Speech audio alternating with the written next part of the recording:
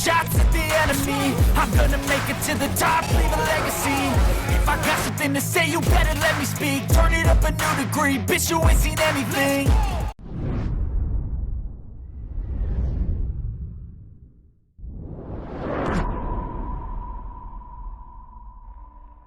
Yo, what's up guys, it's the Couch Bear here, bringing you another video.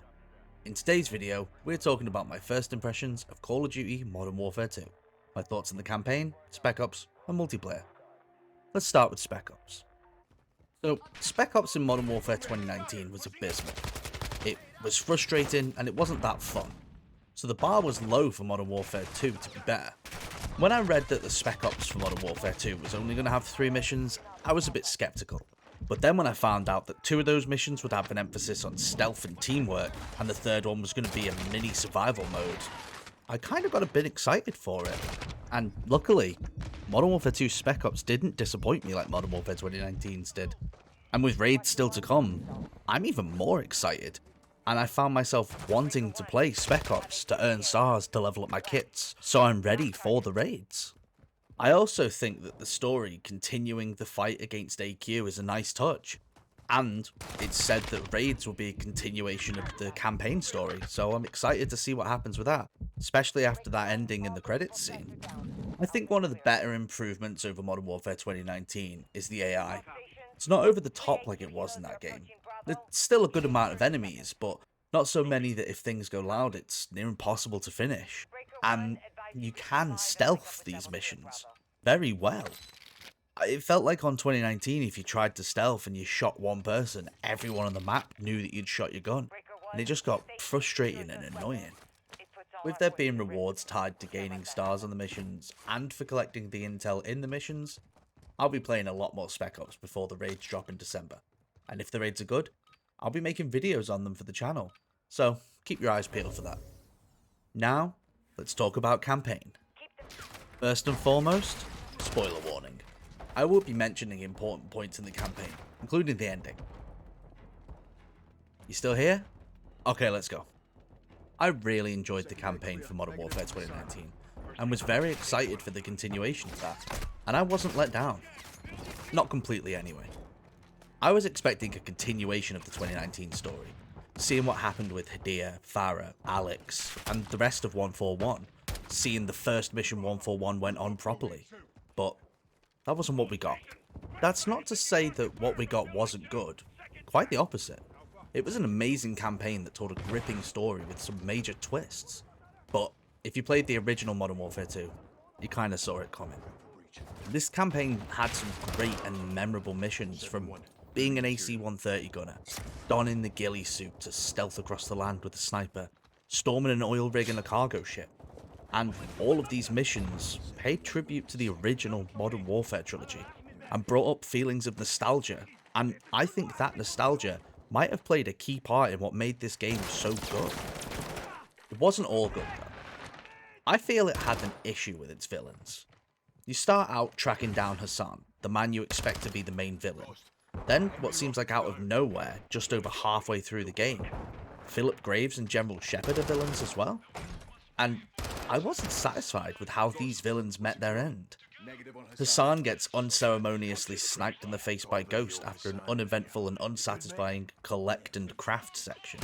Graves gets blown up after an annoying and somewhat rushed person versus tank fight. And finally Shepard. He's revealed as the villain in a cutscene, and then he's not heard from again for a couple of missions, until at the very end of the game he's in the wind. And in the final cutscene it's revealed that Vladimir Makarov is coming back. Now, it was said that raids will be a continuation of the campaign story, and there is a rumour of a campaign DLC next year. If this is true, I hope we get a satisfying resolution to Shepard and Makarov's story. I don't want it to feel rushed. I don't want to be left feeling like that was too easy. But we'll just have to wait and see.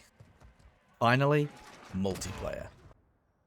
Multiplayer is my bread and butter. It's the part of Call of Duty I look forward to the most each year, which I'm sure is the same for most people. And this year, I was not disappointed. I love the way this multiplayer feels. To me, it's the best feeling Call of Duty game in years. The animations are smooth, the guns feel punchy and weighty. I love the new camo system. The platform system for the weapons isn't as bad as I thought it would be for unlocking new guns. I also have to walk back not liking the new perk system. When it was announced how it worked, I liked the sound of it. Then when I got hands-on with it in the beta, I didn't like it at all. Now I've had more time with it at a changed rate. It's not that bad. I'd still prefer the classic perk system with Specialist, but I feel this new system will be easier to adapt to than I originally thought. Then we have the maps. Most of the maps in this game feel good. They have a nice flow to them and they look incredible. It's starting to feel like classic Call of Duty again. Not everything in this game is good though. It has some glaring issues. For the first 24 hours or so, it was near impossible for some people to play with friends without crashing. Now, they did act fast to patch this one, but it affected my day one experience and it isn't even completely gone, so I'm mentioning it. There is also a distinct lack of career challenges. Well, there isn't. They are there, but you can't view them or track how close you are. You can't even look at the locked emblems or calling cards you'll unlock for them to see how close you are.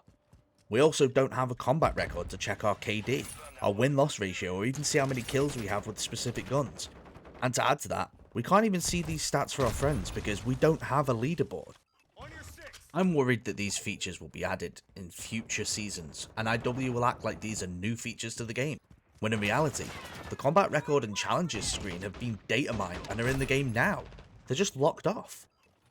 Another feature missing is hardcore game modes, or as they call it now, Tier 1. This mode was supposed to be in the game at launch. We got told it would be in a blog post a few days before launch. Then when the game launched and it wasn't there, the blog was updated to say it was coming in Season 1. A bit more transparency would be nice for this, to know why it's been delayed. I'd also like to know why the museum map has been removed from the game. It was there in the beta, but for the full launch it's gone, and we don't know why. It's just confusing and annoying. This game has so much potential to be the best Call of Duty multiplayer game in years. I've seen multiple people who haven't bought or played a Call of Duty game in quite a while playing this one, saying it feels amazing. But with them holding back content so blatantly, I'm worried for its future. I don't want multiplayer to be left blowing in the wind for Warzone like it was with Vanguard. I want to see the multiplayer for this game thrive, and not just be the camo unlock simulator people say it is. But the way things have been in recent years, that might just be wishful thinking.